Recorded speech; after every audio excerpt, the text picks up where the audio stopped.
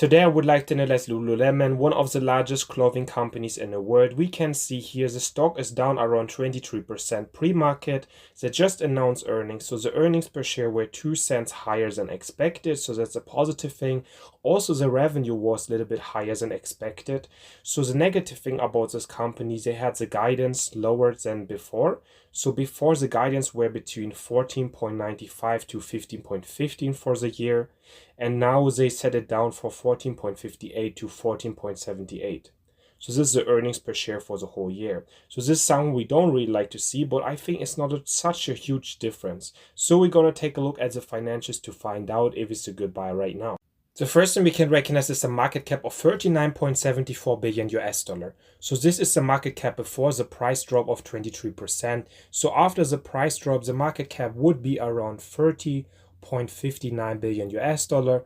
It still would be the 11th largest clothing brand in the world by the market cap. Now we're going to take a look at the financials. The first thing we're looking for is revenue growth in the last 5 years. We want to invest in a growing business and not a declining business. So in 2021, the revenue was around 4.4 billion US dollar. This was a 10% growth from 2020, so a good growth. In 2022, we saw the very good growth around 42%. In 2023, again, the very good growth around 29%.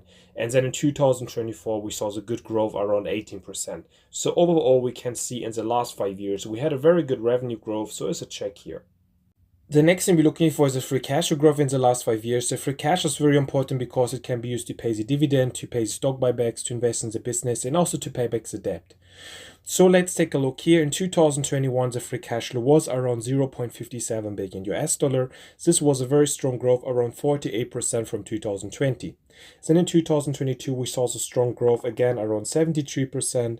In 2023, we saw a decline around 67%. But this also has a reason as well. If we're going to take a look here, we can see the capital expenditures increased, and also we can see the change in inventory as well. So in 2024, the free cash flow had a very good growth around 401%. So overall, I think we had an incredible free cash flow growth in the last 5 years. So as a check here. The next thing we're looking for is a free cash flow yield over 4%. So this can also tell us about the valuation of this company. The higher the free cash flow yield, the higher the indication for undervaluation. So we're going to take the free cash flow from 2024. This is around 1.64 billion US dollar. We're going to divide it with the current market cap, 30.59 billion. Then we're going to get the free cash flow yield for 2024. So the number we're going to get would be around 5.36%. And that's a very good free cash flow yield actually. It's over the 4%, so it's a check here. We like to see that. We can also take a look at the free cash flow in the next years. In 2025, the free cash flow assumptions is around 1.58 billion US dollar. In 2026, around 1.48 billion US dollar. And in 2027, around 1.63 billion US dollar. So let's assume in 2027, around 1.65. So it's a similar free cash flow yield actually. So the number we're going to get would be around 5.39%. So it's very similar. It would also be a check here for 2027. It's higher than 4%, and we like to see that as well. The next thing we're looking for is a debt to free cash flow ratio under 5. This means the company can repay the debt with the free cash flow in under 5 years. A very important number, because if a company has too much debt and cannot repay the debt, it can risk to go bankrupt. So first we're going to take a look at the long-term debt. We can see here around 1.3 billion US dollar. Then we're going to add the short-term debt as well. We can see here around 0.27 billion US dollar.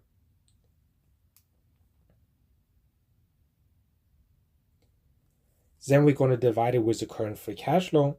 So the current free cash flow is around 1.64 billion. So then we're going to get the ratios that we're looking for. So the number we're going to get would be around 0.96. And that's a great number actually. It means a little bit under 1 year we can repay the debt with the free cash flow. So as a check here, we like to see that. We can also take a look at the cash on hand, how much money this company has in the bank. We can see here around 1.98 billion US dollar. And that's also a very good amount. So overall, I think this company has a very good balance sheet. The next thing we're looking for is the enterprise valuation to free cash flow ratio under 25. So this can also tell us about the valuation of this company. The lower the number gets, the higher the indication for undervaluation. So we want to see a low number here. First, you're going to calculate the enterprise valuation. This is the current market cap, 30.59 billion US dollar. Then we're going to add the debt as well, 1.575. Going to take minus the cash, 1.98 billion. So then we're going to get the enterprise valuation. This is 30.185 billion. So then we're going to divide it with the current free cash flow, 1.64 billion US dollar. So then we're going to get the ratio that we're looking for.